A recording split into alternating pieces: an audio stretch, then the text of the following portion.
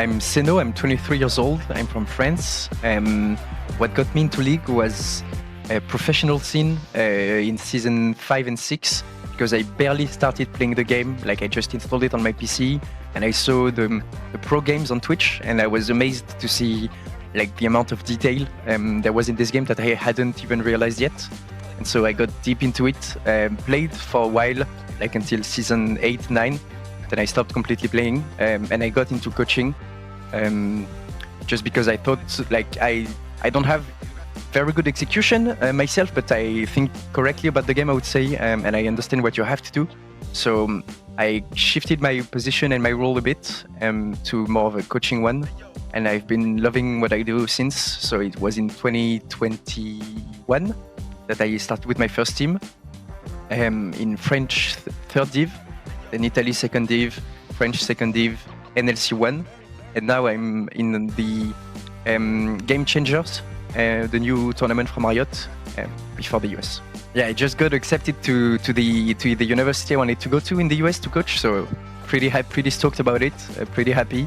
I can't wait. I'm moving in August, so a little while to go, but I'm really hyped and I just want to go. What made you take that decision of like studying and coaching in the US? I kind of always wanted to study abroad. It's a chance I didn't get in my past studies because I stopped them to go to League, which at the moment seemed like the good decision. In hindsight, I don't think I should have stopped my studies, and I don't think you should stop your studies for League. I think you should keep going till you get your diploma and do it on the side. So I realized this once I was pretty deep into League. So after like last off season, I didn't have great offers after winning NLC 1 with Lions Creed. So I kind of took a break, worked in real life, tried to make some money, take some time, and think about it. And I told my dad, I think I might go back to study. And like a week later, I got reached out by Esportian about like, do you want to go to study to the US? And I was like, hell yeah, I want to go back to study. I want to study abroad. So let's match, and I'm gonna go study abroad. So I think it was perfect opportunity at the perfect time. Amazing, man. And what would you say are let's say your main objective that you want to get out of your experience in the collegiate scene? So like there could be two objectives, right? I want to win. I don't like losing. I don't work to lose. I don't coach to lose. I don't teach teams how to lose. I teach them how to win, and I try to win. So I do want to win. Obviously, go as far as we can in the collegiate scene. The biggest objective is the diploma and like work on my studies, get good results, and then on top of that, if I can win leagues with the team, it's really good. How do you see like the sustainability of like having a coaching career like full-time there, or like what are the opportunities? So like the situation in Europe is a bit complicated, right? Because I think we might be like, if you exclude LPL and LCK, we might be the best league and the best talent fostering league, right? There's a lot of young players that are really good, but the growth that we've been seeing in Europe in league has been declining, and many leagues that used to be 10 teams are gone down to 8 or even 6 teams. So you have many teams quitting, and this is exactly what happened to me in NLC. We were in like the number 1 team. We went 17-1 in the split, and at the end of the split, no one got paid. The team had no money, and the team disbanded. How the teams monetize that? They depend on sponsors and prize pools and that. Yeah, exclusively on sponsors. Yeah. I mean, the prize pools are ridiculous now. Like if the prize pools were what they are today with 10 years ago salary, yeah, it would be fine, right? Winning LEC could maybe make you pay your players. But today, if you win LEC, you don't have enough money to pay the players, right? So you have to rely exclusively on sponsorships or like investors. But if you're not G2, it's kind of hard to go to an investor and say, I need 100 million. Like most people are going to look at you like, you're an esports team, you want 100 million? Yeah, no. see you, my friend. In traditional sports, like for example, let's put tennis, okay? Like, you know, there's this pyramid, you know, that goes from Grand Slams, 500 150, and the money just goes down Yep. into the grassroots. Even if we take football, for instance, the broadcasting rights are spread equally to all the teams in the championship, right? Because all the teams are participating to making this championship alive. And I don't know, I mean, we don't have really like broadcasting rights in Europe for esports for now. That's a big question lately. Like, do we put a paywall? How do we make it sustainable for Riot? The paywall would work in the US maybe because that's something they're used to. In Europe, that's not something people would like. For the audience to know more about you as a coach, how do you select players for your team? The key factors I look for into a player are accountability, the fact that they question themselves to get better, and the fact that they're honest and like a good teammate. Might sound like a bit too general, but it's like an attitude, right? Are they honest? Are they respectful? Are they on time? Are they respectful in game? Do they tilt? Like it's mostly out of gameplay stuff, and then it comes down to gameplay. If I have two players that have like the two good teammate profile, which one actually plays the best? Which one can I coach to become the best? And then that's like where you see very technical stuff. I'm not gonna get deep into it, but like a player's clicking can, like if I see a player clicking extremely well and another one that's just a good teammate, I will always take the guy who's just his clicks. Maybe it doesn't mean he's playing much better, but if one element is extremely strong and I can build on it, I will take that player. In the collegiate scene, okay, you're going to be coaching. Yeah, Ball State. Yeah. Ball State, okay, yeah, okay. So like, in Ball State, so like students, okay, it's not, you're not recruiting for a specific split. You're recruiting for like 4 years. Yes. Okay. You think that's going to change somewhat, the way yes. that you will help Brandon, the assistant director, in the recruitment phase? I think so as well. So since it's a much longer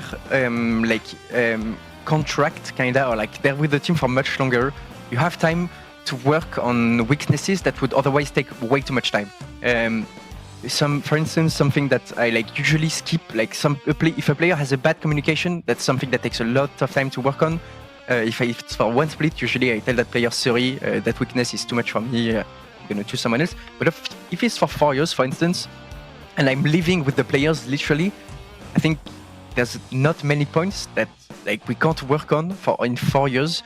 But it's also going to be down to talking with like the esports manager over there. Do we want to build a team that wins day one, or do we want to build the team that's going to end up winning and being really strong? Or what culture do you put like in the team to maintain that environment that you talk about? So I do an exercise at the start of the split. I just did it with my Game Changers team like 2 days ago. We take a whiteboard and we start naming values that we think the team should represent and that we think should be important in the team. So you tell them to name values and to build the team around those values. It's something I learned from Romain Bijard from G2, who does this, and they hang those values in the scrim room and to keep everyone reminded at all times, like, what are our values? Are we honest with everyone? With one another, and then someone makes a bad play and no one tells him. So they will go back to that board after the game and say, here it's written that we have to be honest with each other. No one told him it was a bad play, but everyone knew we were not honest, right? Profiles are not the same as values, right? And if you start with your values, you might narrow down some profiles, like think someone is not respecting that value, but then if you, usually in my experience, if you recruit the player and then sit down with him and like, what are your values? Many of the players will have like the same values, right? Like in Lions Creed, it was very intense, right? Because we were in NLC 1, which is a league that has much higher expectations than the one I'm in right now. So we would scrim every day, almost. We have 1 day break and 2 days for officials. So I would wake up in the morning, start of the afternoon. If we're scrimming, start of the afternoon, I would prepare like the scrim document. It's a PowerPoint with like, what are we working on today? Who are we facing today? A little look at like the gold GG, the champion data from overall leagues. Let's talk about the meta a little bit. Let's talk about our drafting. What are our draft plans? What are we planning to ban? What are we planning to pick? And then like weekly objectives. Today we're working on mid-wave. Today we're working on side waves. We're working on objective setup. And then like a little grid with like green, yellow, red. And like every day we would mark it like, okay, today the objective setup was really good. We put it green. If it's green, the next two scrims, then we go to a next point. So that would be like for the scrimming part. And for when we had officials, it's kind of the same, like start of the afternoon or the day before. I put in a document in a PowerPoint the scouting. There's a lot of stuff that you can go over in scouting. There's like individual scouting, player by player in enemy team. There's their early game scouting. There's their objective scouting. There's like their draft scouting. So there's a pretty big document. It takes usually an hour before like the warm up, before officials, to talk about like enemy team, stuff to pay attention to, stuff to be mindful of in draft.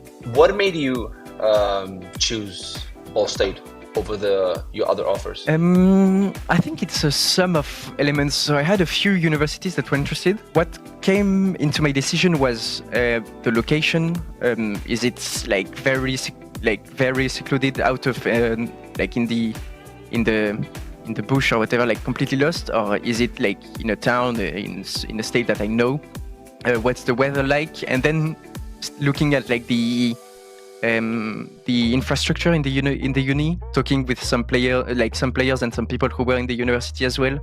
Everyone told me it was a really good uni, that I would enjoy my time there, that the weather is cold in winter, but the rest of the time it's pretty chill. And I have to mention that it's really close to Indianapolis, where there's like the Indy 500, one of the biggest motor races in the world. And I'm a big motor head, so it sold me. Is there anything that you would like to mention that we haven't mentioned yet? I mean, I think this opportunity is one any player should consider very strongly. Studying abroad is not a chance many people get. So if you do get the chance, I think it should be considered. It brings a big line to your CV. It opens your mind a lot, living in another country for multiple years, living with other young people, adapting to the society, to the culture. After your college experience, would you consider continue to be in pro? Yeah, I've been talking to, I don't know if you know Nuke Duck. He used to be a European player in league. He played in Schalke and other teams, and then went to the US to coach. And we play the same game, so we ended up talking not too long ago.